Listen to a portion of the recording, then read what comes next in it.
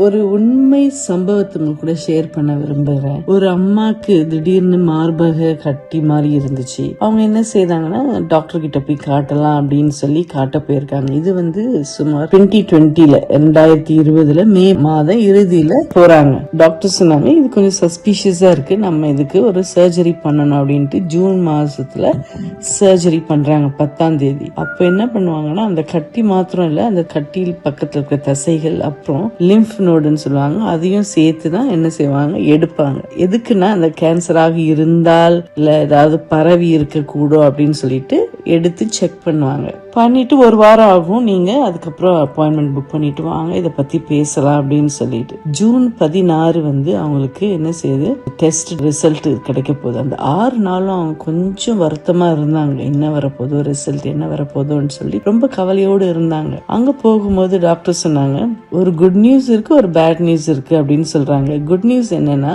எதுவுமே அந்த லிம்ஃப் நோட்ல என்ன செய்யல, பரவல, அந்த கட்டி லோக்கலா தான் இருக்கு அப்படின்னு சொன்னாங்க. ஆனா அந்த கட்டி அன்பார்ச்சுனேட்லி அது கேன்சர், ஆனா கிரேட் 3 வேகமாக என்ன செய்யுது, அது வளரக்கூடியது அப்படின்னு சொல்றாங்க. அப்ப இவங்களுக்கு வருத்தமோ கவலையோ எதுவுமே இல்ல.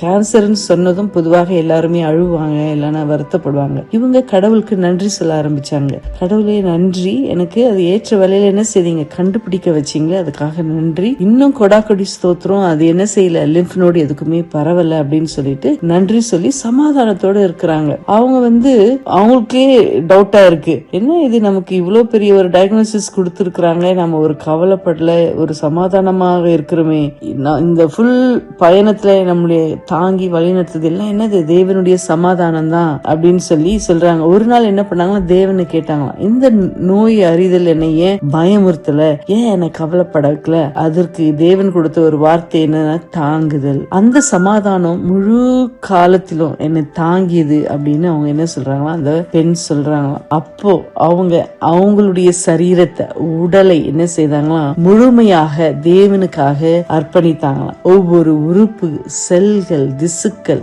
எலும்புகள், தசைகள் அனைத்திற்கும் சுகம், முழுமை, மீட்பு, பாதுகாப்பு வேண்டி என்ன செய்தாங்களாம், ஜெபித்தாங்களாம். அப்போது அவங்க மனசுல அடிக்கடி வந்த வசனம் இதுதான், ரோமர் 12:1. அப்படி இருக்க சகோதரரே, நீங்கள் உங்கள் சரீரங்களை பரிசுத்தமும் தேவனுக்கு பிரியமுமான ஜீவ பலியாக ஒப்பு கொடுக்க வேண்டும் என்று தேவனுடைய இரக்கங்களை முன்னிட்டு உங்களை வேண்டிக் கொள்ளுகிறேன். இதுவே நீங்கள் செய்யத்தக்க புத்தியுள்ள ஆராதனை.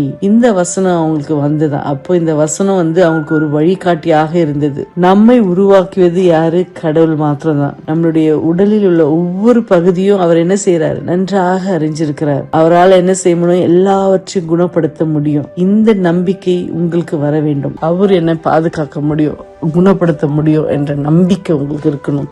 அந்த சமாதானம் உங்களை நிரப்பட்டும். சமாதானத்தோடு உறங்க செல்லுங்க. தேவன் நம்மை ஆசீர்வதிப்பாராக. ஆமென். Good night.